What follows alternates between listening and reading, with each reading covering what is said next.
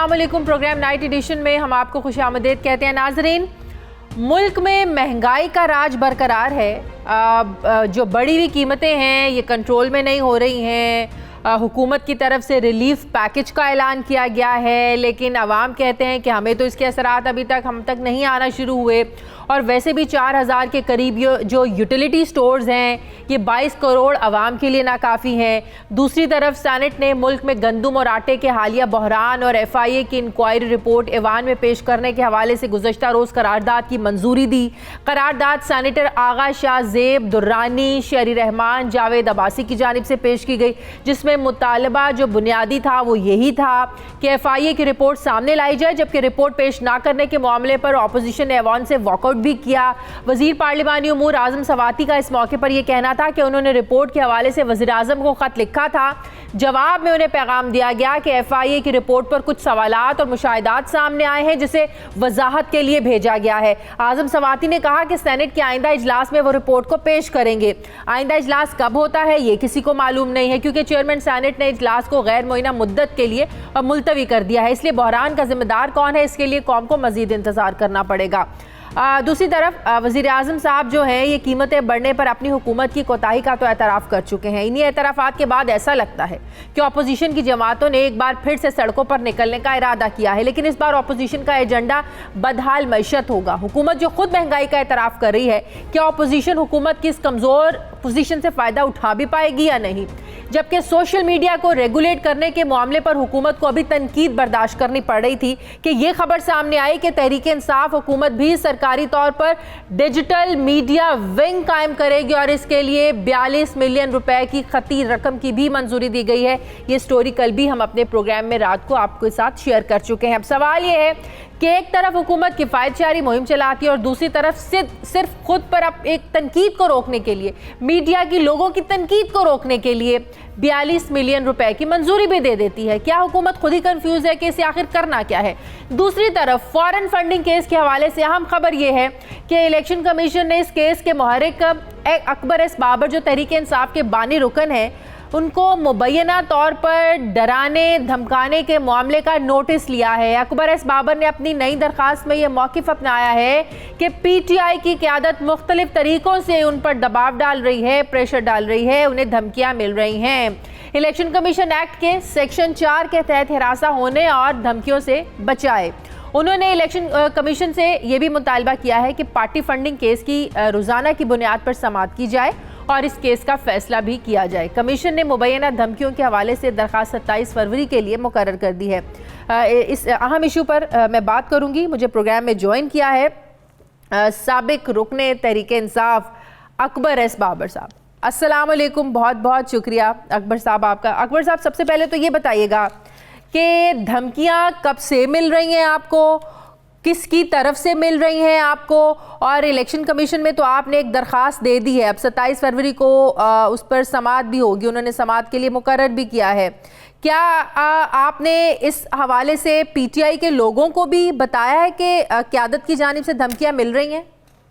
دیکھیے, دھمکیوں کا ایک پس منظر ہے کہ جب میں نے فارن فنڈنگ کا کیس کیا تھا نومبر 2014 میں, اس کے فوراً بعد مجھے دھمکیاں ملنی شروع ہوئیں. میں نے اس کو ریکارڈ پہ لایا, میں نے انٹیریئر سیکرٹری کو خط لکھا, اس میں لوگوں کی نشاندہی کی, اس پہ کیا ہوا کیا نہیں ہوا اس کا مجھے علم نہیں ہے. اس کے بعد بہت سارے اس عمل میں جو 5 سال سے کیس چل رہا ہے تو یہ معاملہ چلتا رہا. کچھ ماہ پہلے مجھے بڑی کریڈیبل انفارمیشن, میری بڑی کریڈیبل سورس سے مجھے اطلاع ملی کہ میرے خلاف منصوبہ بندی کی جا رہی ہے کہ مجھ پہ ایسے فیک فریولس قسم کے کیسز بنائے جائیں, مجھے ہراساں کیا جائے, کیونکہ فارن فنڈنگ کا کیس منطقی انجام تک پہنچنے کے قریب تھا. اور ڈیفیمیشن کے کیس بنے بھی ہیں آپ کیوں کے حوالے سے مجھ پہ ایک نہیں, مجھ پہ 3 ڈیفامیشن کیس بنے. اب صرف ایک بھینس چوری کا کیس رہ گیا ہے, کیونکہ اس کے علاوہ تو انہوں نے مجھے تمام حربے استعمال کیے. ابھی پچھلے مہینے جو تازہ ترین مجھ پہ ڈیفامیشن کرمنل کیس کیا, میں نے اس پہ ضمانت کرائی ہے. انہوں نے مجھ سے ایسے شخص نے کیا جس کو میں جانتا تک نہیں, اور کیس کیا ہے کہ جی ہمارے خاندان کو بڑی تکلیف ہوتی ہے کہ آپ PTI پہ, اور یہ حکومت وقت ہے, یہ بیٹھی ہوئی اقتدار میں, اور یہ وہ لوگ ہیں جو کہتے تھے کہ ہم مدینہ کی ریاست قائم کریں گے. تو یہ مدینہ کی ریاست میں تو خلیفہ حنیفہ سے آپ سوال کریں اور سامنے کھڑے ہو کے وہ جواب دیتا تھا. میں نے سوال کیا کہ بھائی کیا پاکستان میں اتنی بڑی ایک جماعت ہے, اس کی فنڈنگ ہوئی ہے, اس میں غیر قانونی فنڈنگ ہوئی ہے, ہنڈی کے ذریعے پیسہ آیا ہے, بڑے میگا پیمانے پہ کرپشن ہوئی ہے. آپ یہ کہتے ہیں کہ خدا نہ خواستہ اگر کوئی خطرناک صورتحال ہوتی ہے, خدا نہ خواستہ, اللہ تعالیٰ سب کی حفاظت فرمائے, جس طرح آپ کہہ رہے ہیں کہ آپ کو جان سے مارنے کی بھی دھمکیاں مل رہی ہیں, فزیکلی ہراساں کرنے کی دھمکیاں آپ کو مل رہی ہیں, تو آپ سمجھتے ہیں کہ اس کی ذمہ دار پی ٹی آئی ہوگی, عمران خان ہوں گے, تحریک انصاف ہوگی؟ اس کا ذمہ دار عمران خان بذات خود ہوگا. یاد رکھیے کہ یہ جو فارن فنڈنگ کیس ہے, اس سے یہ کیوں گھبراتے ہیں؟ 5 سال سے یہ 7 ریٹ پٹیشنز کیوں کر چکے ہیں ہائی کورٹس میں چھپنے کے لیے. کبھی کہتے ہیں اس کو خفیہ رکھا جائے, کبھی کہتے ہیں اکبر بابر ممبر نہیں ہے, کبھی کہتے ہیں الیکشن کمیشن کا دائرہ اختیار نہیں ہے. اگر یہ صاف ہے, اس کی وجہ یہ ہے کہ صرف یہ 23 بینک اکاؤنٹ جو اسٹیٹ بینک کے ذریعے آئے ہیں, اس کو عوام کے سامنے کیوں نہیں رکھتے؟ وہ کہتے ہیں حنیف عباسی فیصلہ آ چکا ہے ان کے حق میں. حنیف عباسی کیس میں فارن فنڈنگ کے حوالے سے کوئی فیصلہ نہیں ہے. سپریم کورٹ نے تمام معاملات الیکشن کمیشن کے دائرہ اختیار میں دے دیے. ٹرائل کورٹ الیکشن کمیشن تھا, انہوں نے کہا وہ فیصلہ کرے گا. اگر پروہیبٹڈ فنڈنگ ثابت ہوتی ہے تو پھر ڈسکوالیفیکیشن اور باقی کارروائی ہوگی. حنیف عباسی کیس میں کسی قسم کا فارن فنڈنگ کے حوالے سے کوئی فیصلہ نہیں آیا. لیکن ایک اور بات سمجھ آ رہی ہے نا, سپریم کورٹ معاملہ بھیج دیتی ہے الیکشن کمیشن کو, عمران خان صاحب لے کے جاتے ہیں معاملہ سپریم کورٹ میں کہ فارن فنڈنگ کیس جو ہے یہ الیکشن کمیشن سننے کی مجاز نہیں ہے. تو جب سپریم کورٹ ایک معاملہ خود الیکشن کمیشن میں بھیج رہی ہے تو عمران خان صاحب کی وہ جو پٹیشن ہے اس کو دیکھتے ہیں, وہ یہ تو دیکھیں گے تو ہم تو خود ہی معاملہ الیکشن کمیشن میں بھیج رہے ہیں, تو یہ تو بڑا وہ متضاد سی بات ہو جائے گی کہ سپریم کورٹ خود الیکشن کمیشن میں بھیج رہی ہے اور وہ کہہ رہے ہیں جی الیکشن کمیشن میں جاز نہیں ہے. دیکھیے اللہ تعالیٰ کا اپنا ایک نظام ہے. انسان کبھی کبھی اپنے منطقی انجام پہ جانے کے لیے خود ہی ایسے اقدام کرتا ہے کہ جو اس کو منطقی انجام تک لے جاتا ہے. اب مجھے بتائیے کہ وہ عمران خان میری ممبرشپ سپریم کورٹ میں چیلنج کر رہا ہے, جبکہ جو ثبوت ہے وہ تو انشاءاللہ جب سامنے آئیں گے, عدالتی کارروائی ہوگی, سب عوام دیکھیں گے اور حیران رہ جائیں گے. لیکن عوام کو اس سے کیا کہ اکبر بابر آج ممبر ہے پاکستان تحریک انصاف کا یا نہیں ہے؟ عوام کو تو اس سے مقصد ہے کہ کیا عمران خان جو ہے جو دعوے کرتا تھا کہ ہم کسی قسم کی غیر قانونی فنڈنگ نہیں کی, کیا ہمارا ہنڈی سے پیسہ نہیں آیا, کہ ہم نے بینک اکاؤنٹ چھپائے نہیں ہے, کہ اربوں روپے کی کرپشن نہیں ہے. عوام کو تو اس سے سارا تعلق ہے کہ عوام جاننا چاہتے ہیں کہ کیا یہ الزامات سچ ہے یا نہیں. اگر جھوٹے ہیں تو میرے خلاف کارروائی کریں. تو ہم تو 5 سال سے فیصلے کا انتظار کر رہے ہیں. آج بھی جو آپ نے جس درخواست کا ذکر کیا, اس درخواست میں بھی ہم نے یہ کہا کہ روزانہ کی بنیاد پہ ہیئرنگ کریں. تو آپ یہ کہہ رہے ہیں کہ اگر بلیک میں سب کچھ اتنا کلیئر سب کے سامنے ہوتا تو تحریک انصاف ڈیلیئنگ ٹیکٹکس یوز نہیں کرتی. پھر نہ صرف ڈیلینگ ٹیکٹکس بلکہ ہراساں کرنے کا مقصد یہ کہ مجھے کیس سے پیچھے ہٹائیں. دیکھیں اس کے پیچھے ایک بہت بڑی بات ہے. یہ جو تمام انہوں نے ایک عمارت بنائی ہوئی ہے نا, بہت بڑا ایک امیج بنایا ہوا ہے کہ صادق اور امین, ایماندار, ہم آنےسٹ, میں کرپٹ نہیں ہوں, باقی سارے کرپٹ ہیں. یہ تمام جو عمارت ہے یہ زمین بوس ہو جاتی ہے اگر حقیقت فارن فنڈنگ کے سامنے آ جائے. مجھے یہ بتائیے کہ دنیا کا کون سا ایسا ایماندار شخص ہوگا جو اپنا ہی بنایا ہوا احتساب کا ادارہ جو ہے اس کو بند کر دے؟ کون سا ایسا ایماندار شخص ہے جو اپنا ہی لگایا ہوا منصف جسٹس وجیہ الدین, جس کو منصف لگایا, اس نے جب ان کے ساتھیوں کو کرپٹ کہا اور ان کی کرپشن ثابت کی, انہوں نے منصف کو نکال دیا. کون سا دنیا کا ایسا شخص ہے جو فارن فنڈنگ کیس 5 سال سے چھپ رہا ہے؟ اس طریقے سے بھی آ سکتا ہے اکبر ایس بابر صاحب, اگر الیکشن کمیشن یہ فائنڈنگ کر لیتی ہے کہ جو فنڈنگ ہے وہ ممنوع طریقے سے ہوئی ہے, تو ظاہر ہے پھر معاملہ تو وفاقی حکومت کو جائے گا, وفاقی حکومت نے آگے سے ریفرنس بنا کر بھیجنے. تو آپ یہ کیسے ایکسپیکٹ کر رہے ہیں کہ تحریک انصاف کی ظاہر ہے وفاق میں حکومت بیٹھی ہے, اگر انہی کے خلاف فیصلہ آ جاتا ہے تو کیسے ہی وہ اپنی حکومت کے خلاف جو ہے نا وہ ریفرنس بنا کے آگے بھیجیں گے؟ تو کانفلکٹ آف انٹرسٹ آ جائے گا یہاں پہ. تو لیکن وہ ریفرنس کا جو معاملہ ہے وہ تو اس حوالے سے ہے کہ اگر وہ پروہیبٹڈ فنڈنگ ثابت ہو جائے اور پھر فورن ایڈڈ پارٹی ثابت ہو جائے, یعنی فورن فنڈنگ انلیگل ہوئی ہے, تو ریفرنس فائل کیا جاتا ہے.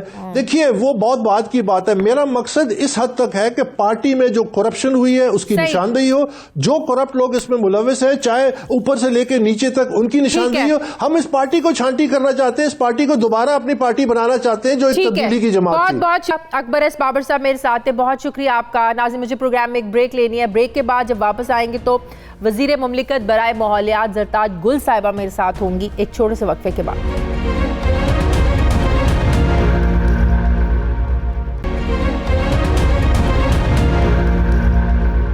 زرتاج گل صاحبہ نے مجھے جوائن کیا. السلام علیکم, بہت شکریہ زرتاج گل صاحبہ. زرتاج گل صاحبہ, جو بات اکبر ایس بابر صاحب جو باتیں کر رہے ہیں دھمکیوں کی, ظاہر ہے اس پہ پی ٹی آئی کا موقف لینا بہت زیادہ ضروری ہے.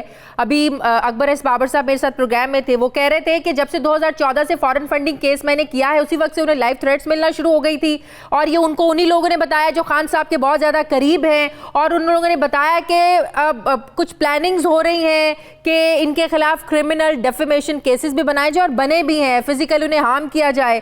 تو خدا نہ خواستہ اگر کل کو کچھ ہو جاتا ہے, وہ کہتے ہیں ذمہ دار تحریک انصاف ہوگی, عمران خان ہوں گے, کیا کہیں گے آپ؟ ایک تو سب سے پہلی بات یہ کہ شازیہ, ہماری جو پارٹی ہے پاکستان تحریک انصاف, اس کے تمام اکاؤنٹس جو ہیں وہ آڈیٹڈ ہیں. ہمارا کوئی ایسا وہ نہیں ہے, بلکہ یہ پہلی پولیٹیکل پارٹی ہے جس نے الیکشن کے لیے پارٹی فنڈنگ بھی کی ہے, اور ہم لوگوں نے تمام چیریٹی جتنے ہمارے لوگ ہیں جو اس کو فنڈ دیتے ہیں وہ ایک جو ہے وہ ہمارا آڈیٹڈ فنڈ ہے, اور وہ ہم نے تمام الیکشن کمیشن کے اندر جمع کرائے ہوئے ہیں. انفیکٹ پیپلز پارٹی اور پی ایم ایل این جو باقی پارٹیز ہیں ان کے ایسے ونگز ہیں اور ایسے وہ ہیں جو انہوں نے اپنے جو پارٹی کی فنڈنگ ہے ان کا سورس ہی ان کو نہیں پتا. انفیکٹ ان کے بھی الیکشن کمیشن کے اندر جو فاروق حبیب نے کیس کے بعد تک کہ اس کے جواب نہیں دے سکے, بلکہ یہ اسے بھاگ جاتے ہیں. ہماری آڈیٹڈ ہے. اب جہاں تک اکبر ایس بابر کی بات آتی ہے, دیکھیں میں تو اس پی ٹی آئی کے ساتھ انصاف اسٹوڈنٹ فیڈریشن سے اور یوتھ سے میں اکائی سے ہوں. I was born with this party, اور انشاءاللہ مرنا جینا بھی اسی پارٹی میں. میں نے 2012 سے پہلے اور اس کے بعد اس شخص کو نہیں دیکھا, میں اس کو جانتے بھی نہیں ہوں. ہو سکتا ہے کہ اس کا شروع میں کوئی کردار, کسی کی دلچسپی, لوگوں کی دلچسپی اس میں نہیں ہے کہ اکبر ایس بابر تحریک انصاف کا ممبر ہے یا نہیں ہے. اگر کسی کو لینا دینا ہے تو اس چیز سے کہ وہ یہ دیکھنا چاہتے ہیں کہ تحریک انصاف کا جو فارن فنڈنگ کیس ہے اس کا فیصلہ کیا آتا ہے, جو فنڈنگ ہے یہ ممنوعہ طریقے سے سورسز سے ہوئی ہے یا نہیں ہوئی ہے. یہ انٹرسٹ ہے لوگوں کا, یہ نہیں ہے کہ اکبر ایس بابر ممبر ہے یا نہیں ہے. میں نے آپ کو اس کا پہلے جواب دے دیا کہ ہماری تمام آڈیٹڈ, ہم لوگ الیکشن کمیشن میں تمام جو ہے آڈیٹڈ اکاؤنٹس ہم نے جمع کروائی ہوئے ہیں. ہماری تمام جو ہے وہ اکاؤنٹس کو جا کے دیکھا جا سکتا ہے, ویب سائٹ کے اوپر بھی, ایون الیکشن کمیشن کے اوپر بھی. لیکن اسٹیٹ بینک کے 23 بینک اکاؤنٹس جو خفیہ ہیں وہ کہاں سے آ جاتے ہیں, وہ بھی تو سامنے آئے. میں نے آپ کو اس کا پہلے جواب دے دیا کہ ہماری تمام آڈیٹڈ, ہم لوگ الیکشن کمیشن میں تمام جو ہے آڈیٹڈ اکاؤنٹس ہم نے جمع کروائی ہوئے ہیں. ہماری تمام جو ہے وہ اکاؤنٹس کو جا کے دیکھا جا سکتا ہے, ویب سائٹ کے اوپر بھی, ایون الیکشن کمیشن کے اوپر بھی. لیکن میں اس کی بات کر رہی ہوں, میں اسی شخص کی بات کر رہی ہوں. اور اکبر اس بابر سے دنیا کو فرق پڑے نہ پڑے, مجھے اس لیے فرق پڑتا ہے کہ ایک شخص جو پارٹی میں جا کے اس نے سٹارٹ کیا ہو, جو وہ پارٹی کا ممبر رہا ہو, جب پارٹی میں اور لوگ آنا شروع ہو جائیں, اس کو اپنی ایگزسٹنس کا فرق پڑ جائے کہ میری کوئی حیثیت اور اوقات نہیں رہی ہے, اور وہ ایک پارٹی کے خلاف جا کے اس لیے محاذ شروع کر دے کہ پارٹی ایکسپینڈ ہو گئی ہے اور لوگ آ گئے, اور وہ جیلسی کا شکار ہو جائے. میرے پاس کسی کے احساس کمتری کا کوئی علاج نہیں ہے. کسی کو لائف تھریٹ ہے وہ جا کے اس میں دے. ہماری پارٹی نہ کسی کے اوپر فتوے لگاتی ہے, تو ہم نے تو اگر آج تک اس کو کچھ کہنا تو ہم نے کہہ دیا ہوتا. ہم کسی کو کچھ نہیں کہتے. میری نظر میں اس شخص کی نہ کوئی حیثیت ہے, البتہ ڈیفیمیشن کا کیس اس شخص کے اوپر ہونا چاہیے. آپ لوگ یہ کہتے ہیں کہ آپ لوگوں کے سب کچھ جو اثاثے ہیں, فنڈنگ کے طریقہ کار, سورسز, وہ سب کچھ ڈکلیئر ہے, لیکن آپ لوگ اس معاملے میں ڈیلنگ ٹیکٹس یوز کر رہے ہیں. دیکھیں اگر سب کچھ کلیئر ہے, سب کچھ سب کے سامنے ہے, آپ P T I high court میں 7 ریٹ پٹیشن جو ہے وہ کر چکی ہے, ایک سپریم کورٹ میں کر چکی ہے, مختلف آپ لوگ پلیز لے رہے ہیں. کبھی کہہ رہے ہیں ایک اکبر ایس بابر ممبر نہیں ہے, کبھی کہتے ہیں کہ اس کارروائی کو خفیہ رکھا جائے, کبھی آپ لوگ کہتے ہیں کہ الیکشن کمیشن کا یہ اختیار نہیں ہے. اگر الیکشن کمیشن کا یہ اختیار نہیں ہے فارن فنڈنگ کیس کو سننا, وہ مجاز اتھارٹی نہیں ہے, تو پھر جو فاروق حبیب صاحب نون لیگ اور پیپلز پارٹی کا کیس الیکشن کمیشن میں لے کے گئے, وہ پھر ان کے خلاف کیس الیکشن کمیشن میں کیوں لے کے گئے؟ ایک تو سب سے بڑی بات یہ کہ چونکہ ہماری پارٹی پہلی پولیٹیکل پارٹی ہے جس کی پولیٹیکل فنڈنگ جو ہے وہ تمام جب ہم ریز کرتے ہیں وہ تمام اپنے ویب سائٹ پہ ہمارے ہر ایک ممبر, ہمارے تمام ممبر رجسٹرڈ ہے. ہماری ڈرائیو ہے, ہماری نیشنل ڈرائیو ہوتی ہے ہر 6 مہینے کے بعد, ہر سال میں ہماری ہوتی ہے. ہمارے ایک ممبر جو ہے وہ اس کے پاس کارڈ بنا ہوا ہوتا ہے, لہٰذا ہماری تو میں کوئی چیز چھپانے کو ہے نہیں. جو لوگ الیکشن کمیشن کے اندر یا کورٹ کے اندر بات اور کرتے ہیں, آگے پریس کانفرنس کو کچھ اور کرتے ہیں. ہم جو اندر بات کرتے ہیں وہ ہم جا کے پریس کانفرنس میں بھی بات کرتے ہیں. ہمیں کوئی چیز چھپانے کی ضرورت نہیں. یہ جو ان کیمرہ یا جو اس کو پبلک نہ کیا جائے, یہ شازیہ آپ ذرا ریکارڈ چیک کریں, یہ PMLN نے کہا تھا جب ان کے اوپر بات ہوئی تھی کہ آپ کی پارٹی کی فنڈنگ کہاں سے ہے, یہ منی لانڈرنگ آپ الٹا کر رہے ہیں اس کے نام پہ. دو تین کے نام پہ آپ لوگ سپریم کورٹ گئے کہ الیکشن کمیشن جو ہے نا فورن فنڈنگ کیس سننے کا مجاز نہیں ہے. آپ لوگ نون لیگ اور پیپلز پارٹی کا یہ کیس لے کے پھر الیکشن کمیشن کیوں گئے؟ آپ لوگوں کا سننے کا اختیار نہیں ہے کیس, پیپلز پارٹی اور نون لیگ کا الیکشن کمیشن سن سکتی ہے. نہیں, جب ہم کیا تمام پولیٹیکل پارٹیز کو جو الیکشن کمیشن میں جا کے کسی بھی جیسے ہمارا جو ہے وہ بلے کا نشان ہے, کسی کا شیر کا نشان ہے, کسی کا تیر کا نشان ہے, تمام پارٹی کی یہ ریکوائرمنٹ ہے کہ وہ اپنے فنڈز کی اور اپنے ایسٹ ڈکلیریشن کی اپنے اکاؤنٹس جا کے جمع کرواتی ہے, تبھی جا کے ان کو پارٹی کا نشان الاٹ ہوتا ہے. اس لیے پھر ہم الیکشن لڑتے ہیں. یہ تو صرف پارٹی کا ہی نہیں, اگر میرا مخالف سمجھتا ہے کہ میں جہاں سے الیکشن 191 جہاں سے میں نے لڑا ہے, اگر میرے جو میں نے ایسٹ ڈکلیریشن کی ہوئی اس کے اوپر کوئی ان کو لگتا ہے کہ کوئی چیز چھپائی گئی ہے, کنسیلمنٹ ہے, یا ان کو لگتا ہے کوئی ڈسکرپنسیز ہیں, تو وہ اس کے لیے میں جواب دیں, وہ مجھے کورٹ میں لے کر جا سکتے ہیں. تو ہم اسی لیے PMLN کو لے کر گئے ہیں. ہم تو دیکھیں مخالف ہمارا, تو ہم تو ایک دوسرے کے خلاف الیکشن لڑتے ہیں, اور یہ آپ کو اینڈ کا بھی ریزلٹ آئے گا. اور ہم تو کہتے ہیں کہ تینوں کا ایک JIT بنوایا جائے, فورم بنوایا جائے, کوئی کمیشن بنوایا جائے جس میں پیپلز پارٹی, PMLN, PTI جو مین پارٹیز ہے, اس کے علاوہ تمام پارٹی آئیں اس میں, جو جتنے بھی ان کے ایسٹ ڈکلیریشن ہے. اچھا, ایک اور ایشو کو لے کر جو تحریک انصاف پر بہت زیادہ تنقید ہو رہی ہے وہ یہ کہ وہ میڈیا جو کبھی تحریک انصاف کی آنکھوں کا تارا ہوتا تھا, آج آپ لوگ مانیں یا نہ مانیں, اسی میڈیا نے آپ لوگوں کو بہت زیادہ سپورٹ کیا ہے. آپ چاہے آپ لوگوں کی دھرنے کی کوریج ہو, بھرپور اسی میڈیا نے کوریج دی ہے. گھنٹوں تقریریں خان صاحب کی دکھائی ہیں جب وہ کنٹینر پہ چڑھ کے لمبی لمبی تقریریں کیا کرتے تھے. کیا وجہ ہے آج آپ لوگ اقتدار میں آئے ہیں, اسی میڈیا کی تنقید آپ لوگوں سے برداشت نہیں ہو رہی ہے؟ کیوں یہ جو ہے میڈیا آپ لوگوں کو جو ہے نا نفرت کا باعث بن گیا ہے؟ کیوں آپ لوگ اسی میڈیا سے نفرت کرنے لگے ہیں؟ اچھا, ایک تو شازیہ میں جو 1-on-1 جو انٹرویو ہوتا ہے, میں اس کو پلیٹ فارم سمجھتی ہوں کہ جو پارٹی کا اور جو گورنمنٹ کا یا منسٹری کا جو سٹانس ہوتا ہے وہ دنیا کے سامنے جو ہے وہ کھل کر سامنے آ جاتا ہے. So just interruptedly I want to say آپ کے پروگرام کے توسط سے کہ یہ PTI کی حکومت, PTI کی گورنمنٹ انکلوڈنگ می, ہمارے جتنے بھی ینگسٹرز ہیں, جو ہم لوگوں نے اینٹی اسٹیٹس کو جو ڈرائیو کیا, جو ہمارا احتساب کا ہے, اس میں تمام media, social media, electronic media, print media کا ہمارا ساتھ ہے. ہم یہ مانتے ہیں ہمارے ووٹ میں اور ہمیں بنانے میں بہت زیادہ سوشل میڈیا کا اور الیکٹرانک میڈیا کا کردار ہے. ہمیں انتہائی شدید محبت ہے میڈیا سے, میڈیا کے اویئرنیس سے. ہمیں کوئی نفرت نہیں ہے, ہمیں کوئی اس کے اوپر خوف نہیں ہے. ہم اگر ریگولیٹ کرنا چاہتے ہیں, صرف ہم نہیں, دنیا کے اندر بھی ریگولیشنز کے اندر کام ہو جا رہا ہے. ابھی اگر آپ مارک زکربرگ کی جو اس کے فیس بک کے بانی ہیں, اگر آپ ان کے بھی سٹیٹمنٹ دیکھ لیں, کیونکہ جب ان کی سٹینڈنگ کمیٹی میں جب ان کی جواب دہی ہوئی تھی, جب ان کے اوپر ہوا تھا کہ فیس بک کے جو بھی ان کے صارفین ہیں, انہوں نے ان کو یہ بھی بات گوارا نہیں گزرتی ہے. وہ تو اس چیز کو بھی ناپسند کرتے ہیں کہ کوئی میڈیا کا مائک مارکیٹ میں چلا جائے اور کسی سے پوچھ لے کے بتائیں کیا حالات چل رہے ہیں, مہنگائی ہے یا نہیں ہے. وزیر اعظم صاحب کو تو یہ باتیں بھی اب اچھی نہیں لگتی ہیں. شازیہ, ویسے ہوتا ہے کہ جب وہ کانفرنس ہوتی ہے یا کوئی ڈائلاگ ہوتا ہے, اس کے بیچ میں سے کوئی آؤٹ آف دی کانٹیکس بات نکال کے لے آنا, اس کا بیک گراؤنڈ بھی ضرور دیکھنا چاہیے کہ وہ ڈائلاگ کیا ہو رہا تھا.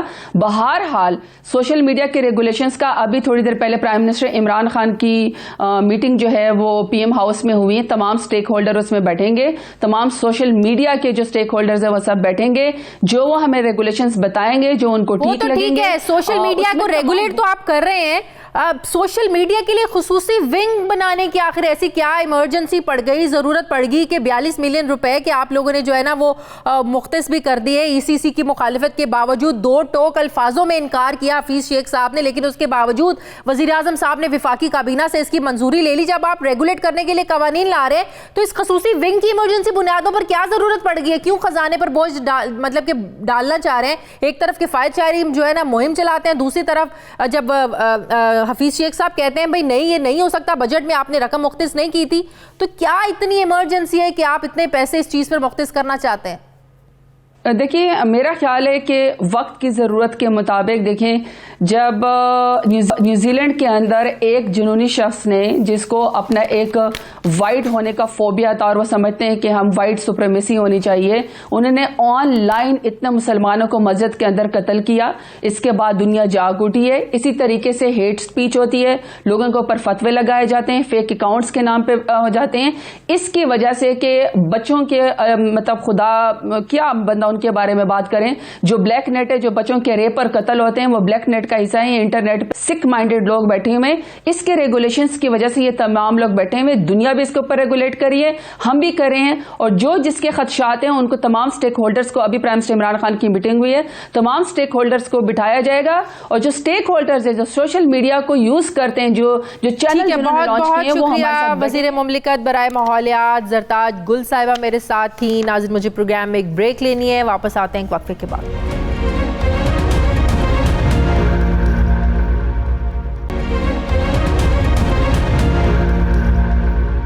ناظرین کل سے ملک بھر میں پولیو کے خاتمے کے لیے مہم شروع ہو چکی ہے جو کہ 20 فروری تک جاری رہے گی۔ اس مہم کے دوران 39 ملین بچوں کو پولیو کے قطرے پلائے جائیں گے، جبکہ 2,65,000 پولیو ورکرز اس میں حصہ لیں گے۔ پولیو مہم کے ساتھ ساتھ عوام کو پولیو سے متعلق آگاہی مہم بھی جو ہے نا یہ بھی شروع کی جا رہی ہے، آگاہی بھی دی جائے گی تاکہ پاکستان کو پولیو فری بنانے کا جو ایک عزم ہے اس کو پورا کیا جا سکے۔ اس پر مزید بات کرنے سے پہلے پولیو کے بارے میں چند حقائق ہم آپ کو بتاتے چلیں۔ ناظرین پولیو جسے پولیو منٹس بھی کہا جاتا ہے ایک لا علاج مرض ہے جس کی وجہ ایک خطرناک وائرس ہے جو نہایت کم وقت میں انسانی اعصابی نظام کو تباہ کرنے کی صلاحیت رکھتا ہے۔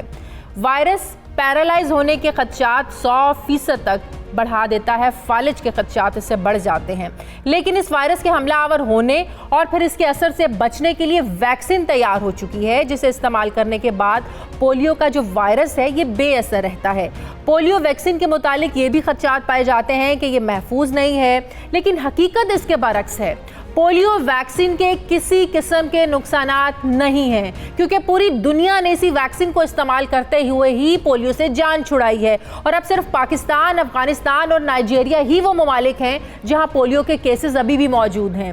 پولیو ویکسین کے خلاف اسلامی عقائد کو لے کر بھی جو بھی پروپیگنڈا کیا جاتا ہے وہ بھی بالکل بے بنیاد ہے، کیونکہ دنیا کے اہم اسلامی ممالک جن میں سعودی عرب ہے، ایران، ترکی، ان سب ممالک نے ویکسین کے استعمال سے ہی پولیو کو ہرایا ہے، پولیو کو شکست دی ہے۔ اور سعودی عرب میں کوئی بھی شخص حج یا عمرے کی غرض سے جاتا ہے تو اسے پولیو کے قطرے پلائے بغیر ایئرپورٹ سے جانے نہیں دیا جاتا، جبکہ پولیو ویکسین کے استعمال کرنے سے یہ مفروضہ بھی ایک عام ہے کہ اسے آدمی جو ہے وہ بانجھ پن کا شکار ہو جاتا ہے، لیکن سائنسی تحقیق کے مطابق پولیو ویکسین کے کوئی منفی اثرات نہیں ہوتے ہیں۔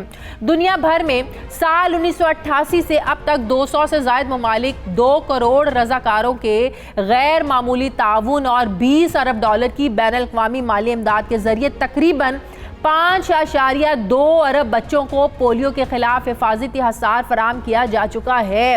اس کا مطلب یہ ہوا کہ 1 کروڑ سے زائد ایسے بچے جو کہ ممکنہ طور پر اس مرض کے باعث معذوری کا شکار ہو سکتے تھے، وہ آج پولیو کے خاتمے کے لیے جاری اس پروگرام کی وجہ سے صحت مند زندگی گزار رہے ہیں۔ اس سب پر میں بات کروں گی۔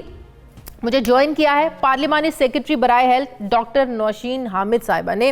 السلام علیکم، بہت بہت شکریہ ڈاکٹر صاحبہ آپ کا۔ ڈاکٹر صاحبہ سب سے پہلے تو ہم یہی آپ سے جاننا چاہیں گے کہ کیا وجہ ہے کہ پاکستان میں پولیو کا جو مرض ہے وہ ایک بار پھر سے بڑھا ہے۔ آپ کو بھی پتہ ہے جو 15 فروری 2 دن پہلے 5 جو کیسز سامنے آئے، انڈیا بنگلہ دیش نے آپ دیکھیں پولیو سے مکمل نجات حاصل کر لی، مگر افسوس کے ساتھ پولیو کے خاتمے میں ہم آج تک بھی جو ہے نا وہ پوری طریقے سے کامیاب نہیں ہو سکے۔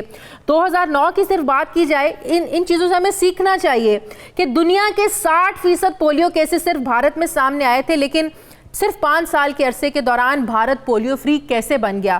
بھارت نے ایسے کیا اقدامات کیے ڈاکٹر صاحبہ جو آج تک ہم لوگ نہیں کر سکے؟ جی بسم اللہ الرحمن الرحیم۔ دیکھیے جی، میں سمجھتی ہوں کہ پولیو جو ہے وہ ہمارا ایک سوشل ایشو زیادہ ہے میڈیکل ایشو سے، کیونکہ پولیو کا وائرس جو ہے وہ ہمارے انوائرمنٹ میں موجود ہے، سیویج کے پانی میں جو سیمپلز ہم دیکھ رہے ہیں اس وقت وہ ہمارے انوائرمنٹ میں موجود ہے، اور اس سے بچنے کا واحد حل جو ہے وہ یہ جس کا آپ ذکر کر رہی تھی کہ یہ پولیو کے 2 قطرے ہیں جو ہم نے اپنے بچوں کو بار بار پلانے ہیں. جب بھی یہ کیمپین ہو ہم نے تمام بچوں کو پلانے ہیں تاکہ بچوں کے جسم کے اندر امیونٹی جو ہے وہ اتنی اسٹرانگ ہو جائے کہ اگر وہ وائرس ان کے پاس آتا بھی ہے, ان کے سسٹم میں انٹر بھی ہوتا ہے, تو وہ ڈیزیز نہ کاز کر سکے. مگر انفارچونیٹلی ہم نے یہ دیکھا ہے کہ پولیو کے بارے میں جو فالس پروپیگنڈا گزشتہ کئی سالوں سے ہو رہا ہے اور ایک فالس پرسیپشن پھیلایا جاتا ہے کہ یہ کوئی فورن ایجنڈا ہے یا کوئی فورن لوگوں کی کوئی یہ اسکیم ہے ان ڈراپس کے ذریعے پاکستان کی آبادی کی فرٹیلٹی کم کرنے کو یا کیا, تو یہ پروپیگنڈا ماضی میں بہت زیادہ کامیاب رہا ہے. اور جس طرح آپ نے دیکھا ہے کہ یہ خاص طور پہ ٹرائبل ایریاز میں, جی ہاں, قبائلی علاقوں میں آج بھی یہ سوچ ہے, انتہا پسندی کی جو سوچ ہے آج بھی ایک بہت بڑی رکاوٹ ہے کہ آپ جائیں بچوں کو پولیو کے قطرے پلائیں, لیکن وہ آج بھی وہاں کے جو والدین ہیں, پیرنٹس ہیں, انکار کرتے ہیں. لیکن مسئلہ یہ ہے کہ ان لوگوں کو ایجوکیٹ کس نے کرنا ہے؟ اس سوسائٹی نے کرنا ہے, جو اس وقت کی حکومت ہوتی ہے اس نے کرنا ہے. بدقسمتی سے ہم اس میں ناکام رہتے ہیں لوگوں کو ایجوکیٹ کرنے میں. دیکھیں اس کے اندر میں سمجھتی ہوں کہ یہ ہر ایک کی ذمہ داری ہے, ہر پاکستانی شہری کی ذمہ داری ہے. گورنمنٹ کا تو ہے ہی ہے, بیسک رول تو گورنمنٹ کا ہی ہے, اور گورنمنٹ جو ہے وہ اپنا رول کر بھی رہی ہے. جس طرح سے میں نے آپ کو بتایا تھا کہ اس کے خلاف ایک بہت ہیوی قسم کا سوشل میڈیا پہ بھی اور دوسری طرح سے بھی اس کے خلاف پروپیگنڈا ہوا ہے. پچھلے سال بھی اپریل میں آپ نے دیکھا کہ جس وقت یہ کیمپین شروع ہوئی ہے تو پشاور میں ایک ڈرامہ رچایا گیا جس کے اندر بہت سارے بچوں کو بے ہوش ہوتے دکھایا گیا. بعد میں وہ پروو ہو گیا کہ وہ ڈرامہ تھا, کوئی ایسی بات نہیں تھی, مگر اس کا اتنا امپیکٹ ہوا تھا کہ اس پورے سال اس کمپین کو ہم دوبارہ سے سٹارٹ نہیں کر سکے. تو اس کے اندر تمام شہریوں کا, میڈیا کا, ہیلتھ پرسنلز کا, تمام ماں باپ کا بہت امپورٹنٹ رول ہے, کیونکہ ابھی تک جو ہم پولیو کو ختم کرنے میں ناکام ہوئے اس کی بہت بڑی وجہ جو ہے وہ ایک ریفیوزل ریٹ ہے, کہ بہت ہائی ریفیوزل ریٹ ہے کہ جب پیرنٹس کے پاس جاتے ہیں تو وہ اپنے بچوں کو پلانے سے انکار کر دیتے ہیں. جو اسٹاف ہوتا ہے کہتے ہیں ان کی 1 یا 2 دن کی ٹریننگ ہوتی ہے, ظاہر ہے وہ اتنے ایجوکیٹڈ نہیں ہوتے ہیں, وہ ایک کنونسنگ ایک پارٹ چاہیے ہوتی ہے نا ایسے معاملات میں. تو یہ بھی ایک بہت بڑی کمی ہے کہ اسٹاف کو مکمل ٹرین نہیں کیا جاتا ہے. دیکھیں وہ اسٹاف جو ہے جی وہ ظاہر ہے جو 2,66,000 جو اس وقت ہمارے پولیو ورکرز ہیں جس میں سے 140 وہ ہیں جو فرنٹ لائن پہ آ کے کام کریں, ان کو اس کی ٹریننگ دی جاتی ہے. مگر اور یہ لوگ بار بار کرتے ہیں, ہر 2 مہینے کے بعد کرتے ہیں. یہ پولیو ورکرز وہی ہیں جو کہ بار بار ایک دفعہ ان کی انڈکشن ہو جاتی ہے تو وہی دوبارہ بار بار جاتے ہیں. تو اس لیے ٹریننگ کے میں نہیں سمجھتی کہ ٹریننگ کی کوئی کمی ہے. کہیں پر کوئی انڈیویجول کیس ہو تو وہ میں نہیں کہہ سکتی, مگر ان کو ٹرین بھی کیا جاتا ہے اور بار بار ان کو ہر 2 مہینے بعد اس ڈرل میں سے گزارا جاتا ہے. تو ٹریننگ کا مسئلہ نہیں ہے. بات یہ ہے کہ فیک فنگر مارکنگ, یعنی جس بچے کو ہم ڈراپ لاتے ہیں, اب چونکہ گورنمنٹ کی طرف سے سختی ہے کہ اس کو کمپلسری آپ ریفیوز نہیں کر سکتے, تو پھر بہت سارے پیرنٹس جو ہیں وہ فالس فنگر مارکنگ جو ہے وہ کر دیتے ہیں کہ خود ہی سے اپنے بچوں کے انگوٹھوں پہ نشان لگا دیتے ہیں. اس کے علاوہ جو ہے مسنگ چلڈرن کا بھی ایک بہت بڑا فیکٹر ہے کہ بہت سارے چلڈرن مس آؤٹ ہو جاتے ہیں جو کہ اس وقت گھروں میں نہیں ہوتے, یا ان کو ماں باپ کہیں ادھر ادھر کر دیتے ہیں کہ نہ پلانا پڑے. تو وہ اب ذمہ داری, اسی لیے اب یہ جو کیمپین اس دفعہ 5 دن کی ہے, اس کے اندر 3 دن جو ہے وہ تو ایک دفعہ پورا راؤنڈ ہو جائے گا, ہر گھر میں جائیں گے, مگر پھر ان کے پاس ڈیٹا ہوگا کہ جن گھروں کے بچوں نے نہیں پیا وہ کسی وجہ سے گھر پہ موجود نہیں تھے یا کہیں گئے ہوئے تھے, تو وہ آخری 2 دن جو ہے وہ کیچ اپ کمپین ہوگی. اچھا دوبارہ ایک اور بات بتائیے, بچے جنہوں نے ایک بار قطرے پیے ہیں گھر میں بھی پی لیے ہیں, اسکولز میں بھی کیمپینز ہو رہی ہیں, تو یہ بتائیے گا جس بچے نے گھر میں قطرے پی لیے ہیں وہ اسکول میں بھی پلا لیں تو 1 سے زیادہ بار یہ قطرے پلائے جا سکتے ہیں, پینے چاہیے؟ دیکھیں ایک کیمپین میں تو یہ پاسبل نہیں ہے, کیونکہ جب اگر اس کو ایک دفعہ قطرے پلا دیے جاتے ہیں تو اس کی فنگر پہ مارک لگا دیا جاتا ہے جو کہ پرماننٹ ہے. جب تک وہ نیل آؤٹ گرو نہیں کرے گا, اس کا ناخن لمبا ہو کے وہ نہیں ہوگا, تو اس لیے وہ ڈبلنگ کا چانس تو نہیں ہے, کیونکہ بہت وہ جو پرماننٹ قسم کا جو ہے وہ فنگر مارک ان کو لگا دیا جاتا ہے. مگر یہ پیرنٹس کی بھی ذمہ داری ہے کہ وہ سامنے آئیں, اپنے بچوں کو خود لے کر آئیں اور یہ قطرے پلائیں. اس کے لیے اس دفعہ بہت ایک مؤثر کمپین ٹی وی پہ بھی چل رہی ہے, دوسرے میڈیا کے اوپر بھی چل رہی ہے, جس کے اندر اس کی نہ پلانے کی وجہ سے جو سچویشن ہوتی ہے اور جس قسم کی معذوری کا سامنا کرنا پڑتا ہے بچوں کو, وہ تمام چیزیں جو ہیں ان کو ہائی لائٹ کیا جا رہا ہے. اور میں سمجھتی ہوں یہ بہت مؤثر کمپین ہے اور اس کا رزلٹ ہمیں اس کا نظر آتا ہے کہ اس سے پچھلی کمپین دو ہوئی تھی. صورتوں میں ویکسین دی جا رہی ہے نا, ایک انجیکشن کے ذریعے دی جا رہی ہے اور دوسرا ڈراپس کے ذریعے. دونوں لینا ضروری ہے. کچھ پیرنٹس کو بڑا یہ خدشہ ہوتا ہے جی انجیکشن سے کوئی سائیڈ ایفیکٹ نہ ہو جائے, تو کچھ پیرنٹس یہ ایوائڈ کرتے ہیں کہ انجیکشن ہم نے نہیں لگانا, بھی ہم نے تو صرف ڈراپ پہ لانے ہیں. تو یہ بھی ذرا بتا دیں لوگوں کو, لوگ سن رہے ہیں دیکھ رہے ہیں کہ دونوں ضروری ہیں, انجیکشن بھی اور ڈراپ بھی.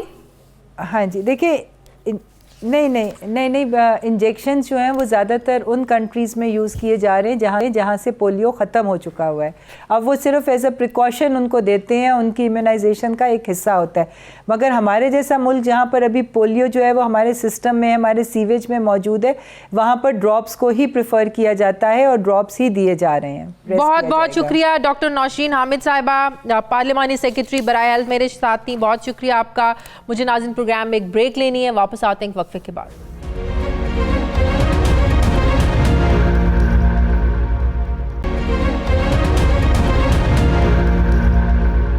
ناظرین, آج اس بدقسمت ٹرین حادثے کو 13 سال ہو گئے ہیں جسے دنیا سانحہ سمجھوتا ایکسپریس کے نام سے جانتی ہے.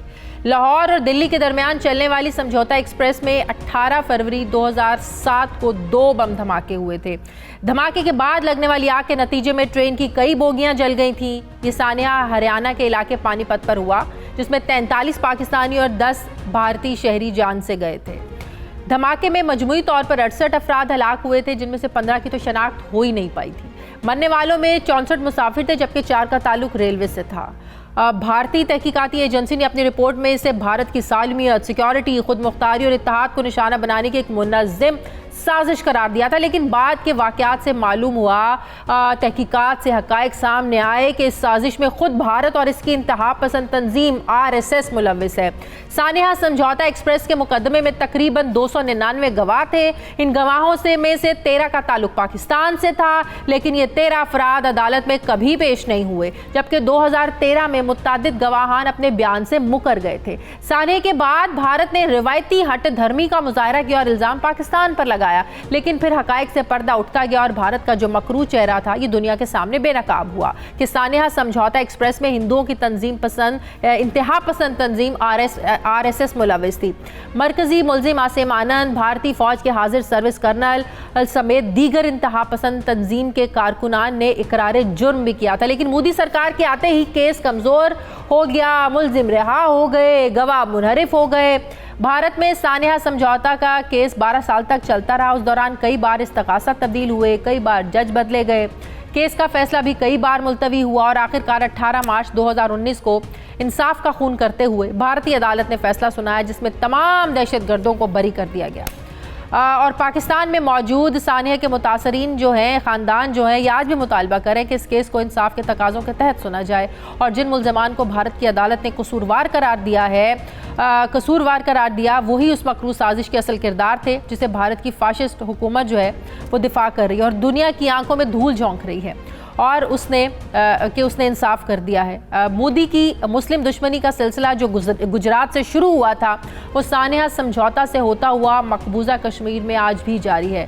بی جے پی سرکار نے غیر قانونی اور غیر آئینی طور پر آرٹیکل 35 اور آرٹیکل 370 کا خاتمہ کیا. 80 لاکھ کشمیری گزشتہ 199 روز سے محصور ہیں. 9 لاکھ بھارتی فوجی مقبوضہ وادی میں دندنا رہے ہیں. بھارتی حکومت نے کشمیریوں کے حقوق کے لیے آواز اٹھانے والی برطانوی رکن پارلیمنٹ کو آج دلی کے ہوائی اڈے پر روک دیا اور اسے ملک بدر کر دیا. اس کا قصور یہ تھا کہ وہ حالات کی سنگینی کا اندازہ کرنے کے لیے مقبوضہ کشمیر جانا چاہتی تھی. بھارت میں ہی متنازع شہریت کے قانون کے ذریعے مسلمانوں کو آج نشانہ بنایا جا رہا ہے. انسانی حقوق اور نام نہاد سیکولرزم کا پردہ جو ہے وہ چاک کیا جا رہا ہے, اور اس پر دیدہ دلیری یہ کہ بھارت نے ایک بار پھر اپنے دفاعی بجٹ میں اضافہ کر دیا ہے. ایک ایسی صورتحال میں جب مسئلہ کشمیر فلیش پوائنٹ بن چکا ہے, بھارت کی جنگی تیاریاں خطے کے امن کے لیے مزید خرابی کا باعث بن رہی ہیں. مشرق سے ہٹ کر پاکستان کے مغرب کی طرف دیکھیں تو وہاں افغان امن عمل جو پیس پروسیس ہے اس کا جو ایگریمنٹ ہے وہ بھی ہونے جا رہا ہے. دوسری طرف یہ باتیں بھی ہو رہی ہیں کہ جنرل عبدالرشید دوستم جو افغان صدر کو تسلیم نہیں کرتے، غیر ملکی افواج کے انخلاء کے بعد افغانستان میں خانہ جنگی وہاں پر ہو سکتی ہے، اس کا باعث بن سکتے ہیں۔ ان تمام امور پر بات کرنے کے لیے مجھے پروگرام میں جوائن کیا ہے دفاعی تجزیہ کار جنرل ریٹائرڈ اعجاز امان صاحب نے۔ السلام علیکم، بہت بہت شکریہ جنرل صاحب آپ کا۔ جنرل صاحب سب سے پہلے اسی بات سے شروع کرتے ہیں۔ 18 فروری جو بھی میں نے ذکر کیا، سانحہ سمجھوتہ ایکسپریس جو واقعہ پیش آیا تھا، 68 لوگ اس میں جو ہے نا وہ ہلاک ہوئے تھے۔ بھارت بعد میں جو حقائق سامنے آئے جنرل صاحب، جس طرح بھارت ملوث تھا، لیکن بعد میں بھارتی عدالت نے جو لوگ جو کردار ملوث تھے سب کو بری کر دیا، لیکن پاکستان میں تو متاثرین آج بھی انصاف مانگ رہے ہیں۔ 2007 کا یہ واقعہ ہے، تیسری حکومت اس عرصے میں اب یہ کام کر رہی ہے، لیکن لوگوں کو انصاف نہیں ملا۔ اس سلسلے میں کیا کرنا چاہیے تھا حکومتوں کو؟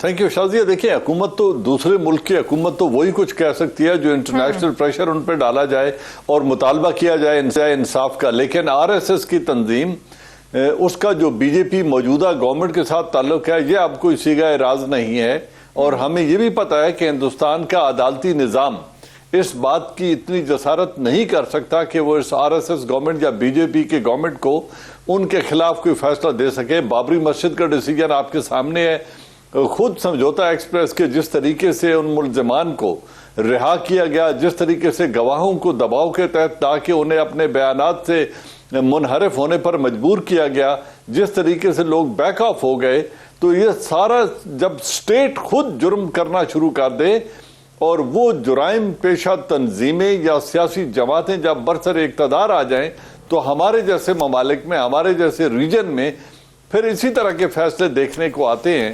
اور یہ چونکہ اب ان کی عدلیہ ایک فیصلہ کر چکی ہے، تو میں نہیں سمجھتا کہ دنیا کی کوئی طاقت ان کو اب مجبور کر سکتی ہے کہ وہ اپنے عدالتی فیصلے سے دوبارہ اس کیس کو کھولیں۔ ہاں، ان کے سپریم کورٹ اس کو ریویو کے لیے مزید کچھ عرصہ لگا دے گی، اور اس طرح اس کو ایک لمبے پیچیدہ پروسیس میں ڈال کے لوگوں کو اس کو بھولنے پر مجبور کر دیں گے۔ دنیا جس معاملے کو ہوتے ہوئے سمجھتے ہوئے سب کچھ محسوس کر رہی ہے کہ جو کچھ کشمیر میں ہو رہا ہے، دنیا اس پر آج تک بھارت پر دباؤ نہیں ڈال سکی، تو اس مسئلے پر ہم کیا امید رکھیں کہ دنیا دباؤ ڈالے گی؟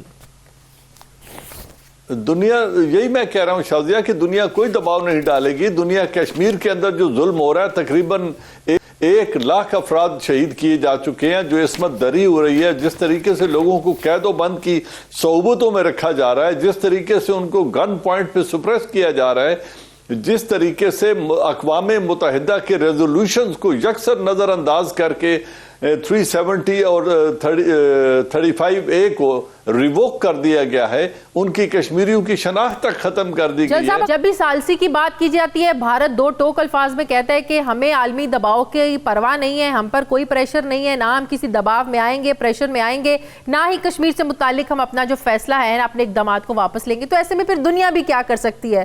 دنیا پھر کیا سمجھے اس میسج کو؟ دنیا جب کرنا چاہتی ہے تو ایران کے اوپر اکنامک سینکشنز لگائی ہوئی ہیں، بالکل ان کو پابند کیا ہوا ہے۔ جب افغانستان میں آنا چاہتے ہیں اور اپنے مفاد کا دفاع کرنا چاہتے ہیں تو پورا یورپ اور امریکہ اٹھ کے آ جاتا ہے، اور USSR کے مقابلے میں آ کے ان کو جہاز دیتے ہیں، ٹینک دیتے ہیں، اسٹنگر میزائلز دیتے ہیں، اور USSR کا مقابلہ کرتے ہیں۔ پھر اسی طرح جب عراق میں آنا ہوتا ہے تو تمام یونائٹڈ نیشن کو اگنور کر کے UN ریزولوشن کو وہ اپنی ایک کولیشن بناتے ہیں اور عراق پر حملہ آور ہو جاتے ہیں۔ جب لیبیا کو تباہ کرنا ہوتا ہے تو UN کی کسی اپروول کی ضرورت نہیں ہوتی۔ جب سوڈان کو تقسیم کرنا ہوتا ہے یا ایسٹ تیمور کے عیسائیوں کو ان کے حقوق لے کر دینے ہوتے ہیں تو وہاں یا یونائٹڈ نیشن ان کے ہم آواز ہو جاتی ہے یا اس کو یکسر نظر انداز کر کے وہ بالکل اپنے طاقت کے بلبوتے پر آتے ہیں اور اپنے فیصلے صادر کر دیتے ہیں۔ تو یہ جو کشمیر ہے، چونکہ یہ مسلمانوں کا مسئلہ ہے اور ایک بہت بڑا ہندو ملک جو ان کے سیاسی اور اسٹریٹجک مفادات کے لیے ایک اہم ملک ہے، اس لیے اس پر وہ کوئی دباؤ نہ ڈال رہے ہیں، نہ آئندہ ڈالیں گے۔ یہ مسئلہ کشمیریوں نے اپنی طاقت سے حل کرنا ہے، اور کشمیر کے عوام خود بندوق سے اپنا حق ان سے حاصل کریں گے۔ وہ آج کریں یا آنے والے دنوں میں کریں یا چند سالوں میں کریں، فیصلہ اس کا اسی طریقے سے ہوگا किसी सियासी मफामत की सूरत में ये फैसला होता नजर नहीं आता। बहुत बहुत शुक्रिया दिफाई तज्जियाकार जनरल रिटायर्ड एजाज अमान साहब मेरे साथ थे। बहुत शुक्रिया जनरल साहब आपका। नाज़रीन, ये था हमारा आज का प्रोग्राम के लिए फीडबैक जरूर दीजिएगा। मेरी आपसे मुलाकात होगी कल। अपना ख्याल रखिएगा। मुझे इजाजत दीजिए। अल्लाह हाफ़िज़।